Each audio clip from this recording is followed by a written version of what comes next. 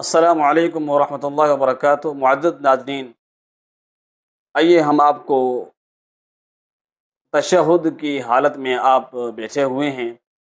تو سلام پھیرنے کا آپ کو ایک انوکھا طریقہ جو ہے وہ بتاتے ہیں، اور آپ اس طریقے پر آپ خود سوچیں کہ عمل کیا جا سکتا ہے یا نہیں کیا جا سکتا۔ حالت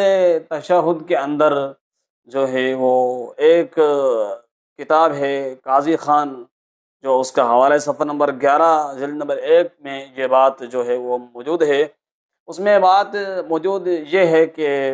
آپ حالت تشہد کے اندر ہیں اور آخری تشہد ہے آپ کا، نماز کے حالت میں آپ بیٹھے ہوئے ہیں۔ اس وقت اگر آپ سلام پھیرنا چاہتے ہیں، اس کی سلام آپ نہ پھیریں تو سلام کی جگہ پر آپ اگر ہوا خارج کر دیں تو نماز جو ہے وہ آپ کی مکمل ہو جائے گی، یا نماز کے اندر ایسا کوئی کام کر دیں جو نماز کو باطل کر دینے والا ہو، تو لہذا نماز باطل نہیں ہوگی، نماز مکمل ہوگی۔ کیا یہ طریقہ امام الانبیاء جناب محمد رسول اللہ صلی اللہ علیہ وسلم کی سنت کی طرف منسوب کریں گے؟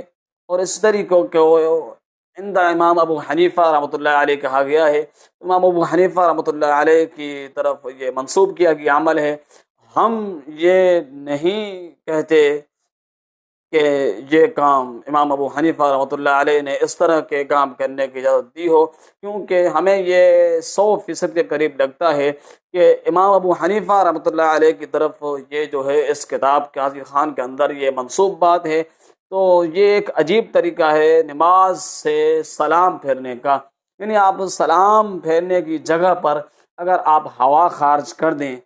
تو لہٰذا ہوا خارج کرنے کے ساتھ ہی آپ نماز سے فارغ ہو جائیں گے، سلام پھیرنے کی آپ کو قطعی طور پر ضرورت نہیں ہے، اور آپ کی نماز بھی مکمل ہو جائے گی۔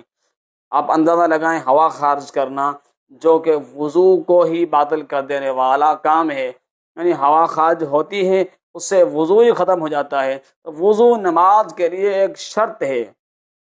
وضو نماز کے لیے ایک شرطیہ کام ہے، شرطیہ عمل ہے۔ نماز جو وضو کے بغیر مکمل نہیں ہے، تو لہذا جب آپ کے اس عمل سے، آپ کے ہوا خارج کرنے سے وضو ہی باطل ہو رہا ہے، تو نماز کا باطل ہونا تو بالاولیٰ ہوگا۔ یہ قاضی خان، فتاوی قاضی خان کے اندر یہ بات جلد نمبر 1 صفحہ نمبر 11 پر یہ بات موجود ہے، جو کہ نبی علیہ الصلوۃ والسلام کا جو طریقہ ہے کہ آپ علیہ السلام نے سلام پھیرنے کو کہا ہے، یہ کہ آپ علیہ السلام کی کسی حدیث سے بھی یہ جو عمل پیش کیا گیا ہے معاذ اللہ، یہ تو ملنا تو دور کی بات ہے، لیکن سوچنے کا بھی نہیں، مطلب اس میں اس بندہ سوچنے کی بھی اس کے اندر گنجائش نہیں ہے کہ آپ علیہ السلام کی طرف سے کوئی ایسا عمل بتایا گیا ہو جو نماز سے فارغ ہونے کے لیے کیا جائے۔ یہاں جو ہے فقہ کے اندر، قاضی خان کے اندر یہ بات موجود ہے، جو آپ کو نماز سے فارغ کرنے کا ایک طریقہ بتا رہے ہیں، جو کہ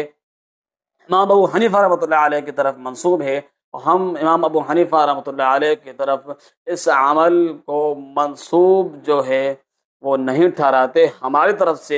امام ابو حنیفہ رحمۃ اللہ علیہ انشاءاللہ العزیز اس سے بری الذمہ ہوں گے جو یہ بات بیان کی گئی ہے کہ حالت تشہد کے اندر ہوا خارج کر دیں، نماز باطل نہیں ہوگی، نماز مکمل ہو جائے گی۔ اللہ تعالی ہم سب کا حامی و ناصر ہو، اور اس طرح کے